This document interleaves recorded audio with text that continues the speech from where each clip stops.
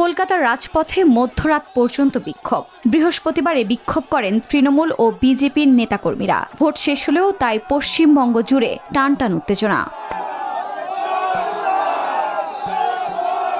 স্ট্রংরুমে করা নিরাপত্তায় ballot box রাখা হলেও সেখানে কারচুপির অভিযোগ তোলে তৃণমূল কংগ্রেস ও বিজেপি। ক্ষুদিরাম অনুশীলন কেন্দ্রের সিলগালা স্ট্রংরুমে বহিরাগতদের যাতায়াতের অভিযোগ করেন তৃণমূল নেতারা। এর পরপরই ভবানীপুরে স্ট্রংরুমে হাজির হন মুখ্যমন্ত্রী মমতা বন্দ্যোপাধ্যায়। এতে ছড়িয়ে পড়ে উত্তেজনা। কলকাতায় মধ্যরাত পর্যন্ত বিক্ষোভ করেন দুদলই।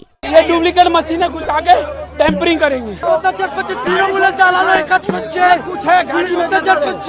এদিকে মমতার স্ট্রংরুমে প্রবেশকে কেন্দ্র করে শুক্রবারই দলীয় কর্মীদের জরুরি বৈঠক ডেকেছেন বিরোধী দলনেতা শুভেন্দু অধিকারী। শনিবার সব কাউন্টিং এজেন্টকে নিয়ে ভার্চুয়াল বৈঠকের ডাক দিয়েছেন তৃণমূলের দ্বিতীয় সর্বোচ্চ নেতা অভিষেক বন্দ্যোপাধ্যায়।